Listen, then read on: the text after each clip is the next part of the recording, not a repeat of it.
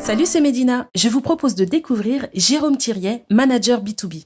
Il a suivi le MBA e-marketing et e-commerce à l'Institut Léonard de Vinci. Le voici auteur d'un mémoire intitulé « Entrepreneuriat des femmes dans le digital ». Allez, c'est parti. Nous voici chez l'incubateur Willa où il organisait son meet-up. Le thème, la révolution numérique, une opportunité pour la mixité. Les intervenants étaient Christelle Delarue, CEO de Mad & Woman, Céline Parsou, présidente de Woman Up, Caroline Michelon, CEO de Big Factory, Alexandre Stopnicki, directeur pédagogique à l'Institut Léonard de Vinci et serial entrepreneur, ainsi que Guy Mamoumani, coprésident de Jamais sans elle. Allez, on y écoute. J'ai le plaisir de recevoir Christelle Delarue, qui a fondé la première agence de pub féministe en France. C'est un gros mot. Comment tu as fondé cette boîte? Quelle a été l'impulsion et quelles sont les piliers de Mad & Woman? Bonsoir à tous.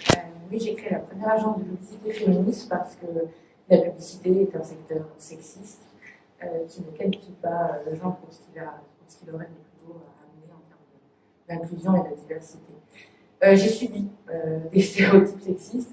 J'ai dû me normer pour participer à cette industrie et j'ai été contre. Donc c'est un acte de rébellion, c'est un acte fort d'audace. Je pense que quand on est entrepreneur, on a choisi aussi d'aller dans cette voie, on a besoin d'actes. Au départ, je ne me qualifiais pas de féministe.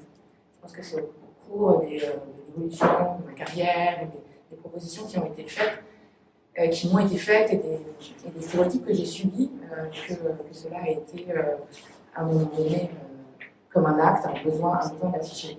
Néanmoins, j'étais déjà militante, j'étais déjà dans des associations, j'ai touché déjà le doigt terrain, on va dire, pour voir que, au-delà des études, la vie des femmes était en jeu et qu'on avait d'un côté le pouvoir économique, de l'autre côté la majorité, et qu'en fait, on était sans arrêt en train de se battre pour le pouvoir. Alexandre Stopnicki présente la féminisation de sa formation. Ce qui est clair, ce qui était amusant, c'est que les premières fois où j'étais dans une salle, j'avais à peu près 10% de filles. Cette année, il y a 75% de filles. Ça a changé quand même, c'est pas mal, hein? Et quelles tendances numériques se féminisent? Il y a les tendances autour de l'IA qui sont vraiment importantes, mais on ne se rend pas compte peut-être des enjeux que ça va avoir. D'ailleurs, un truc assez marrant, c'est que les IA, pour l'instant, elles sont plutôt féminines.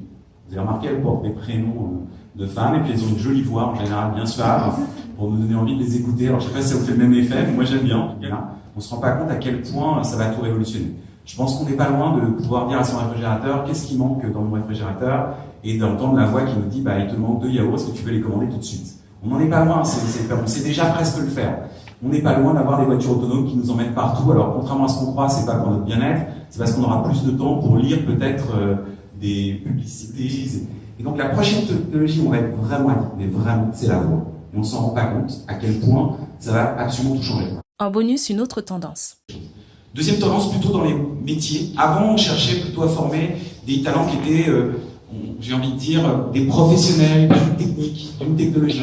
Ce qui a changé, c'est que maintenant, on veut des profils beaucoup mieux câblés, avec des soft skills plus importantes, qui sont capables de parler de tout, qui ont du 360 dans leur connexion, dans leurs compétences, dans leurs connaissances. Et donc, en fait, il faut savoir plus de choses aujourd'hui.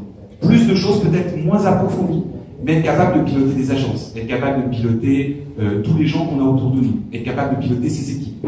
Et donc, ça nécessite plus de compétences, peut-être un peu moins détaillées, mais en tout cas plus généralistes. Et ce n'est pas tout. Mais encore une fois, on s'intéresse, est-ce que vous êtes bienveillant?